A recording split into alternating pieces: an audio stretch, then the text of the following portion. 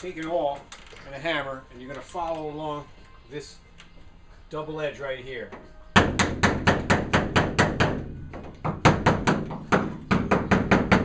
Keep your points about an inch apart. Around the corners, go all the way around.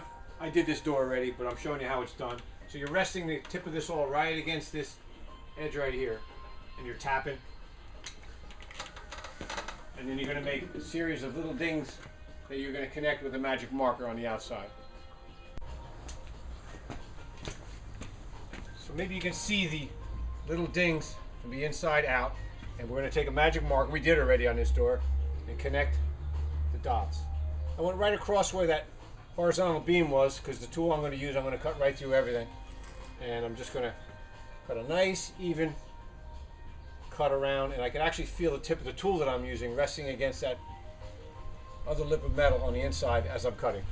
Got a couple pieces of duct tape that I'm going to attach here.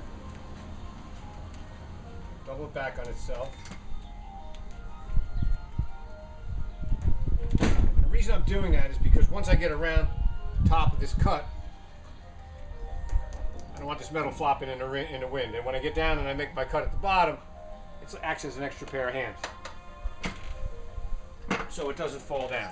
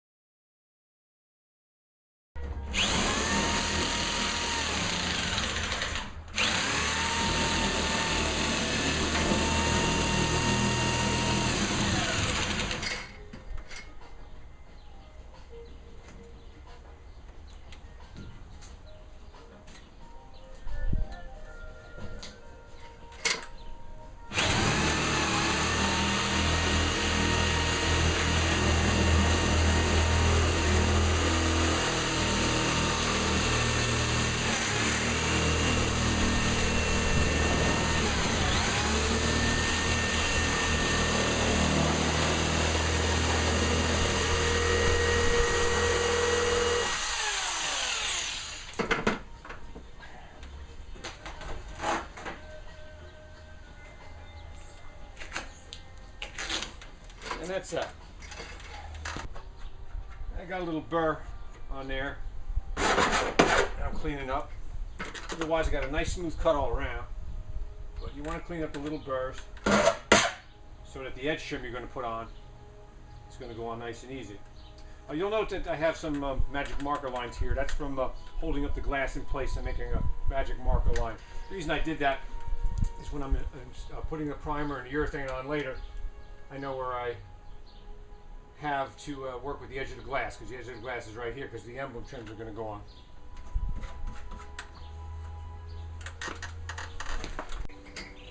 Now the tool that I'm using is called a center blade shear. It's got a little middle blade and two side blades, and as you're cutting, it's producing, as you saw, that long chip instead of a bunch of tiny little chips. So this is probably the neatest way to cut sheet metal by far. Not so much from a standpoint of little chips, but it keeps the metal from being all ragged on the edge when you're done with your cut. Another step you may want to take on this, and that is to put a little bit of primer on the edge of the cut metal. I really don't feel that it's necessary, but this particular customer asked me to do it, and I don't mind.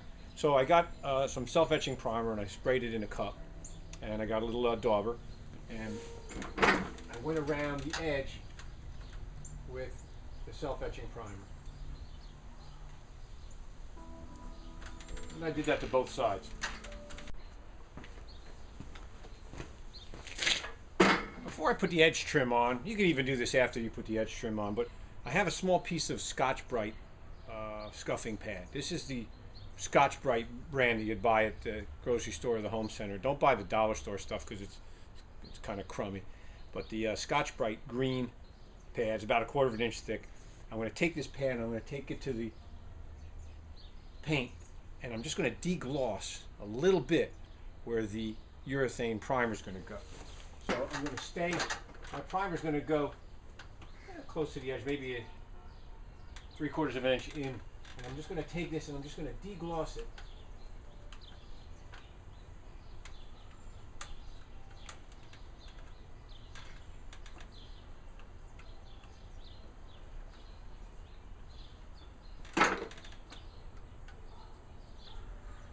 And you're going to do that all around, but not close to this edge. You're going to stay inboard about 3/4 of an inch, and you're just deglossing. You're not stripping the car's paint off, you're just taking the gloss away, and you're just making a little bit of a rough surface microscopically for the primer to bite into and hold. So you might be able to just barely see where the scuff marks are from the Scotch-Brite pad. You're really putting almost no pressure on it while you're doing it, and you're just creating a little deglossing. So just be careful. You don't want to overdo it. You just want to make the surface a little bit rougher than the shiny state that it's in before you start it. Also, cleanliness is very important. I'm using a glass cleaner and a surface cleaner that's acceptable for use with urethane products, because some glass cleaners like Windex, which would be the standard choice for people to clean the surface with, has some properties, ammonia or levels of ammonia and some other chemicals in there that are not conducive to the urethane curing properly. So whatever cleaner you're using, you're going to want to make sure that it's approved for urethane and glass installations. The cleaner that we're using is C.R. Lawrence Power Cleaner. That says recommended for automotive glass replacement. That means it contains none of the properties that would fight with the urethane's ability to cure properly and adhere properly. Also, I'm using a lot of paper towels because I'm a stickler about keeping these surfaces clean. Even if you touch it with your fingers, you want to make sure you wipe it really good and aggressive. Lay into that surface hard with the glass cleaner, because you want to make sure any impurities are not in there. But like I said, I use a lot of cleaner and I use a lot of paper towels. Not that I want to be unfriendly to the environment, but it's really important that you use techniques that employ cleanliness.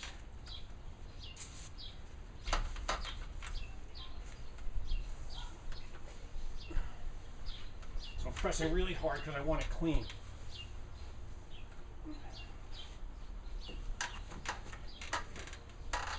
And now I'm going to put my edge trim on. I'm going to put the edge trim on the cut edge.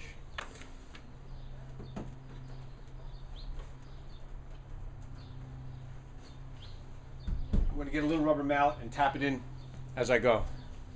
You want to start with a nice clean edge first. So get a razor blade and cut that nice and clean before you start. Alright, so I'm going to put the edge trim on this window, but I left this door open so you can see this little bump here. There's a couple other little bumps also. You're going to go right over that edge with the trim lock, but the trim lock's kind of tight. This edge trim's kind of tight. How are you going to get around this little bump here and the bump where the horizontal bar used to be? Well, if you take like needle nose pliers, and when you get to that point where that bump is, you just stick it in there and open it up a little bit.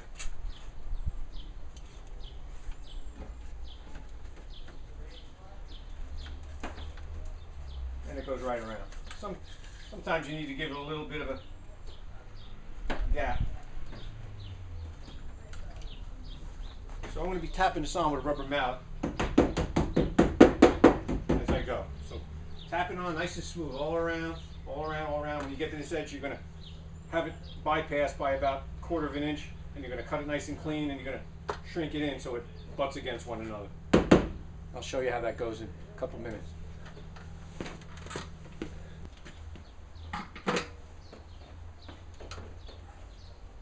Okay, I'm finishing up here.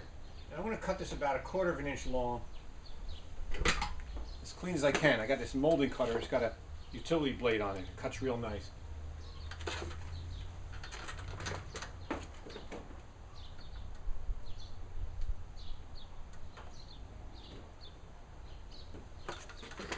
Okay, so about 1/4 inch long. I'll peel it back a little bit.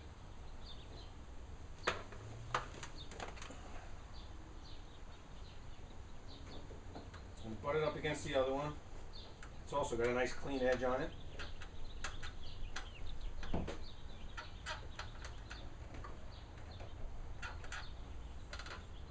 there you go, you got an almost invisible joint. So when you see this from the inside of the door, after the window's in place, it'll also look nice and clean from this side. So I tapped this, holding on as I went. If I found that it was a little wavy, for whatever reason, I can adjust it so it's nice and straight all around. And here's what we look like right before the glass is ready to go in. So here's the plastic edge trim that we're using to go around the window. This I took a razor blade and I shaved off some of the plastic off of this so you can see the individual clips. There's little metal clips embedded in there that give it its flexibility, little gaps between the clips. So when you cut it, to get a nice clean edge, you're going to actually cut it between the clips. You can't see the clips, but you can kind of see where the bumps are, or you can feel it with the razor blade. But essentially what you're trying to do is get right between the clips and get a nice clean cut like that.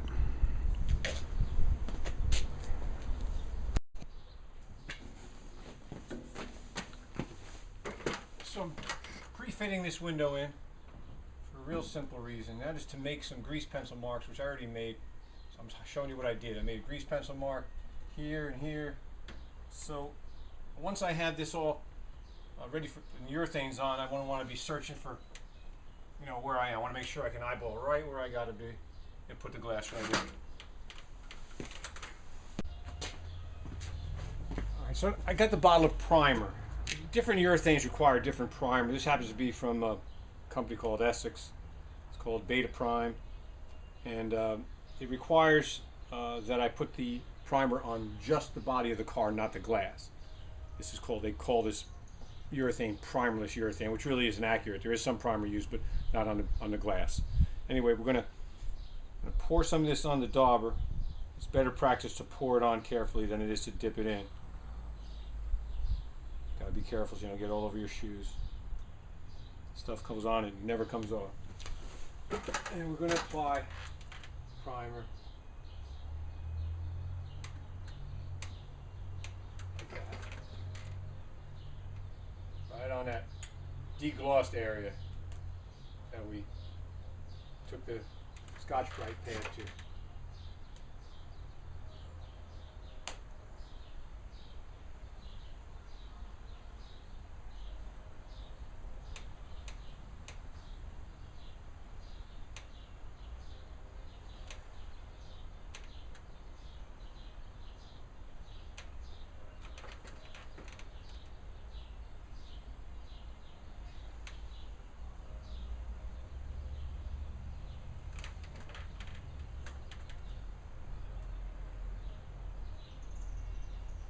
Alright, and you're staying about 3/4 of an inch in. We don't want to go too far down because then you'll be able to see maybe the edge of the primer. On a lighter color truck you'd see it. So we're going to stay inboard. And we don't want the urethane bead to be too far down because when you press the window and you don't want it to squeeze out. So you're going to do pretty much what I'm doing here.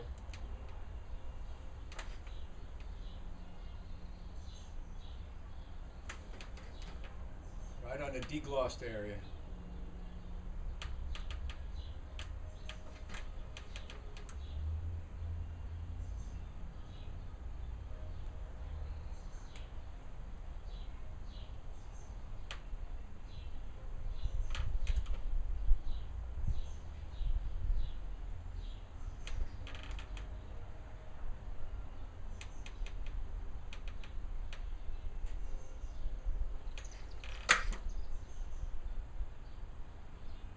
Once this is on, you're going to wait 10 minutes.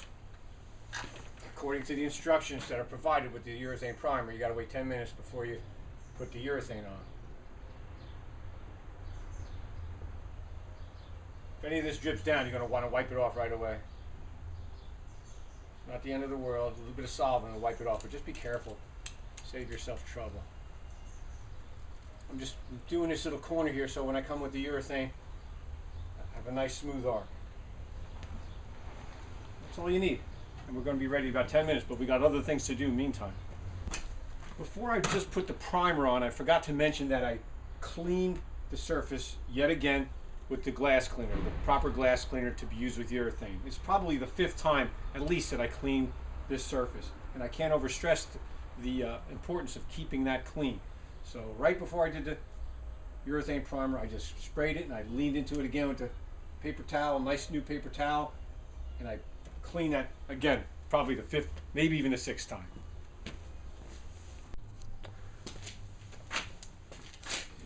Using another piece of Scotch-Brite pad, we're going to scuff the frit, the black part of the window back area that the urethane is going to glue onto. This step is just simply spraying the proper glass cleaner we talked about a couple times, and you're going to just clean this area with the Scotch-Brite. Stay away from the glass. Just stay on the frit, this black part, and lay into this real good, because you want to make sure that it's clean and ready for urethane.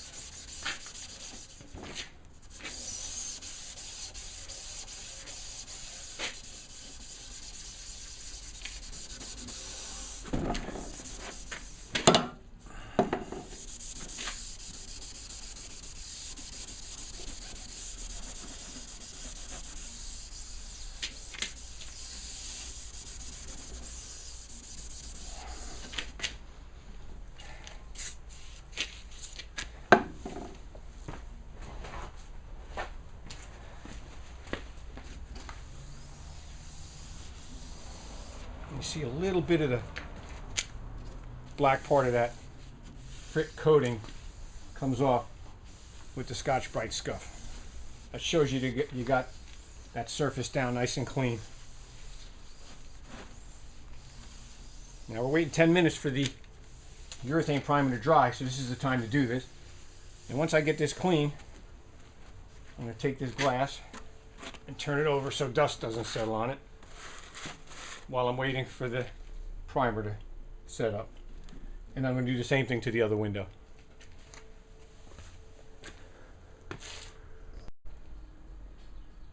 This is a tip of the urethane caulk, the tip that comes in a gun, but we cut the tip with a V in it. So the diameter of the opening is about 3/8 we cut, and then we make a V about 5/8 of an inch from here to here, and it's tapered. It's a V. So when you put this bead of urethane on, it got a little triangular shape, and when you press the glass in, it flattens out real nice.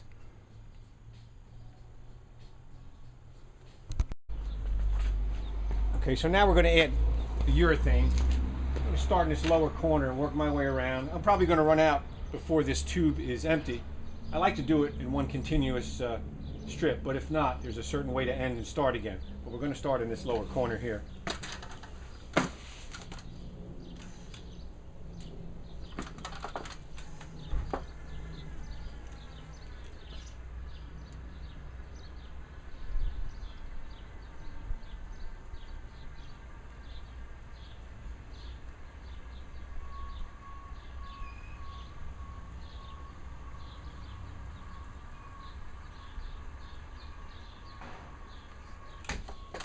Don't lift up the gun, leave the bead right there, because you don't want to breach in the bead.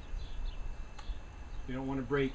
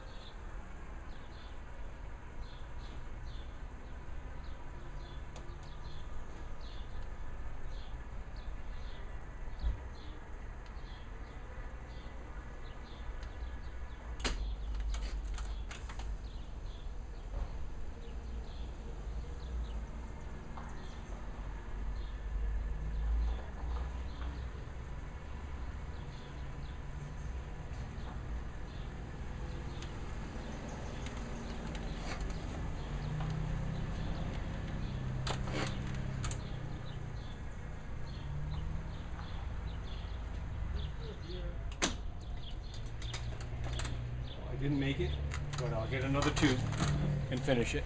Oh. Okay, so I've got a fresh tube. And when you start the bead, you're going to want to press the new urethane into the last bead that you finished, but you got to make sure that it sets right into it.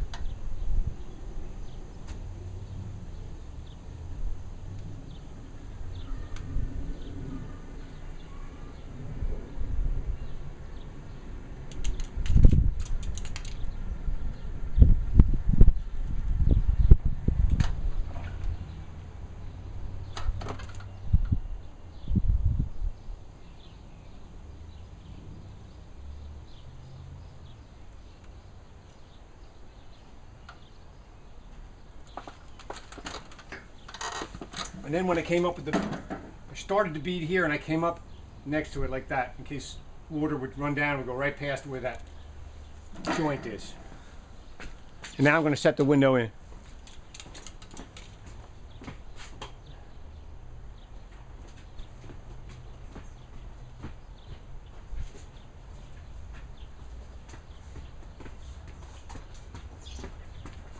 I got these magnets that are going to hold the glass in, and they got a paper covering on the back so they don't scratch the metal. I'm going to set these here for now.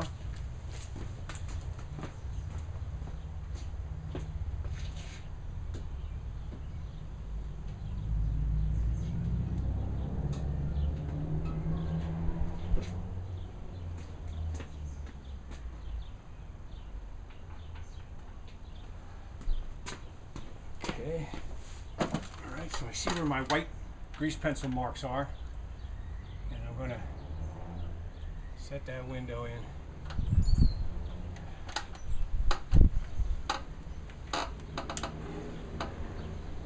Right on those marks, and I can fine tune it. I'm going to push the window in, bed it in as we say, so it squeezes the urethane. Carefully open that up. Just there like that. Like that. And then I got these little spacers that I made out of the piece of the edge trim, because I want a little gap underneath here. I want a nice even gap all around, including this middle edge.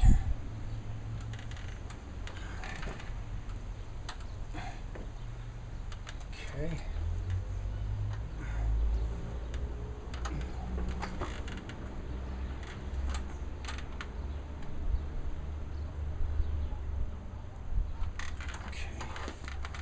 Go a little smaller on this gap. I got a thinner one of these.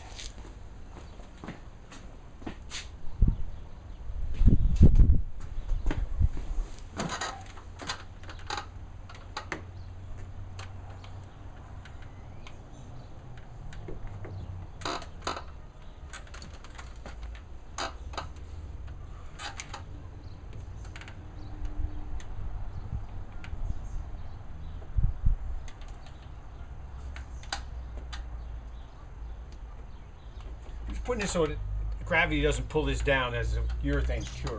And I also want to make sure that this edge is straight. This glass should be even with the painted edge of the door metal. I'm cocked a little bit clockwise. I'm gonna pull this out. And I'm gonna turn this a little bit counterclockwise. I don't want these edges too tight. I want a little bit of space all around. Okay, looking good. Looking good. Looking good. Okay.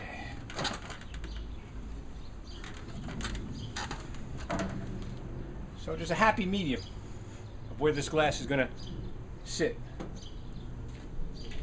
And it looks pretty good all around. And this gap is important because the two pieces of glass have got to be parallel on this gap.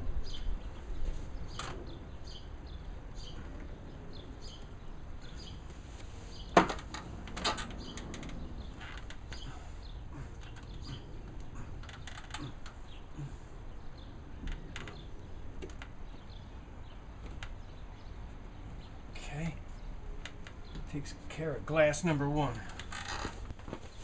Okay, we're going to start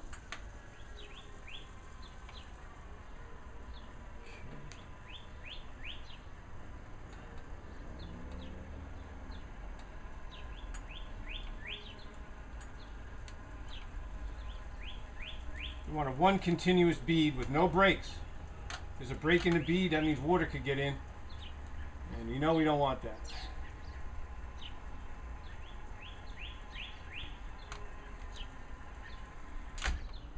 Okay, I'm turning the tube without lifting it.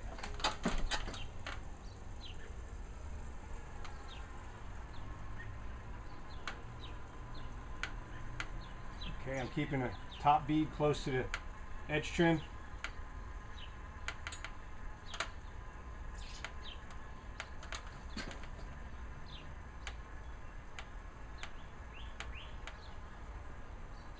Coming down here, turn the tube again.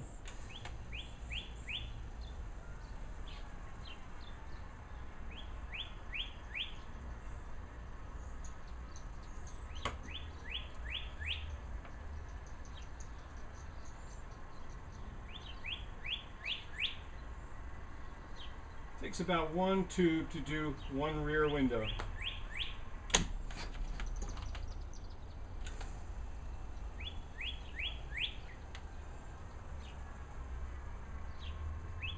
Put your bead directly on that primer line.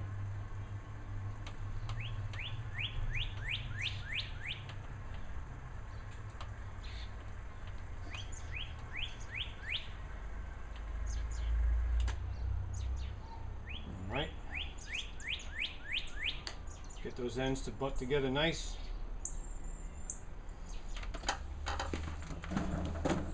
And you've got a nice bead all around, smooth, no breaches.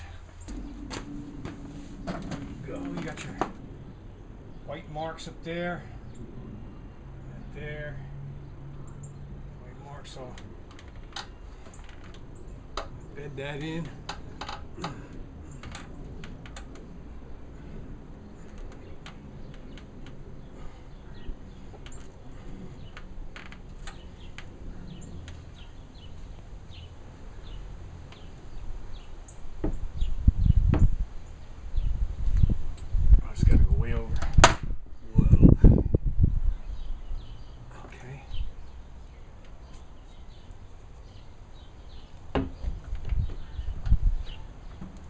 Okay, here we go.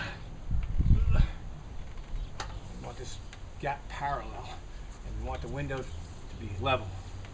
Looking pretty good.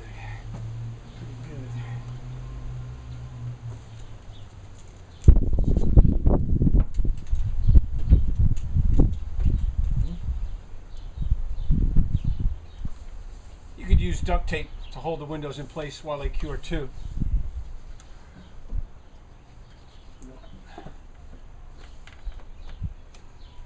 You've got these little spacers underneath.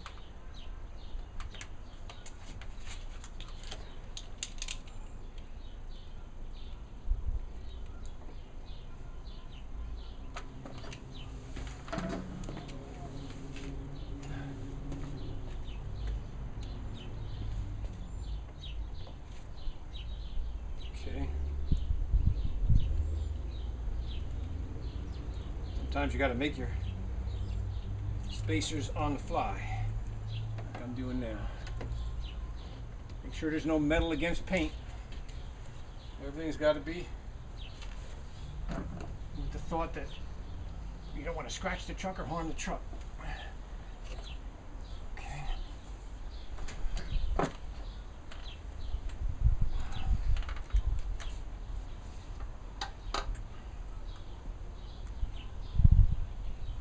Okay.